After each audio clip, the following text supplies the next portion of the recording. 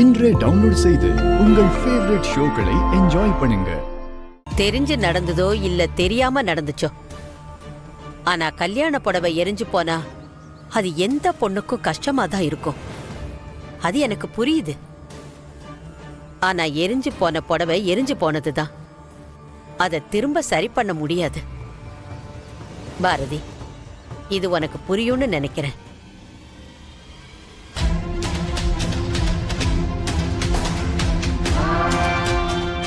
பாரதி, மித்ரா பண்ணதுக்காக நான் உங்ககிட்ட மன்னிப்பு கேட்டுக்கிறேன்.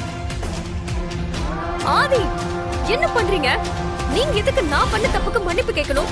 மித்ரா அவங்க என்னோட கெஸ்டா இந்த வீட்டுக்கு வந்திருக்காங்க.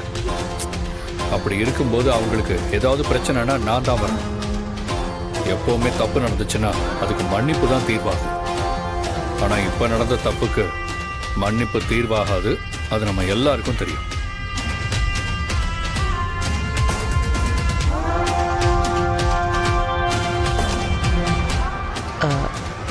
என்ன பண்ண போறீங்க மாப்பிள்ள? பாரதி, உங்களோட இழப்பு ஈடுகட்ட முடியாது.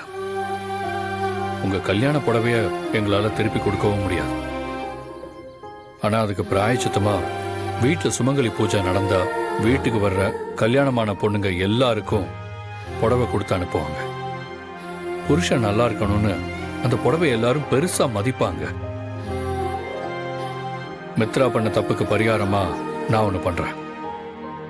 உங்களுக்கு ஒரு ஃப்ரெண்டா, ஒரு வெல்விஷரா நானே ஒரு புடவைய உங்க கல்யாண நாள் அன்னைக்கு எடுத்து தரேன்.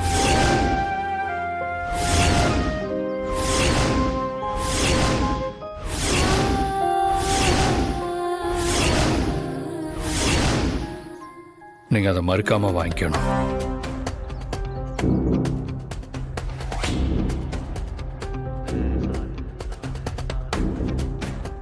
அடிச்சார் பாரு அண்ணன், ஒரே பால்ல 6 4 2 அடிச்சுட்டாரே. அப்படி போட அறிவாள. ஆதி, என்ன பேசுறீங்க? நீங்க எதுக்கு இப்ப பாரதிக்கு புடவை எடுத்து தரணும்? அதெல்லாம் ஒண்ணு வேண்டாம். காசு கொடுத்தா பாரதியே வாங்கிப்பாங்க. மித்ரா, திரும்ப திரும்ப நீ அதே தப்பதான் பண்ற. இது காசு சம்பந்தப்பட்ட விஷயம் கிடையாது. ஏன் இப்ப பாரதியால வேற ஒரு புடவை வாங்கிக்க முடியாதா? புரிஞ்சுக்கோ, எல்லாருக்கும் ஒரு எமோஷன் இருக்கு.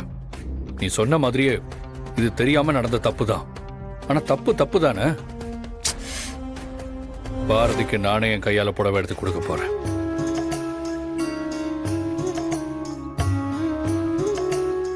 பாரதி, நம்ம கடைக்கு போறோம்.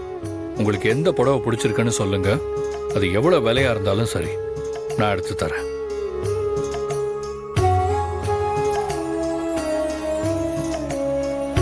என்ன இருந்தாலும் அது உங்க கல்யாண புடவைக்கு ஈடாகாதுன்னு எனக்கு நல்லாவே தெரியும்.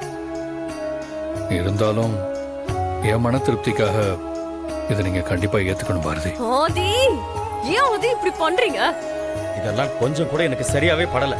யார் என்ன சொன்னாலும் சரி, நான் என் முடிவை மாத்திக்க போறதில்லை. இந்த விஷயத்துக்கு இதை தவிர வேற எதுவுமே சொல்யூஷனா வராது. பாரதி, மற்றவங்களை விடுங்க. நீங்க என்ன சொல்றீங்க?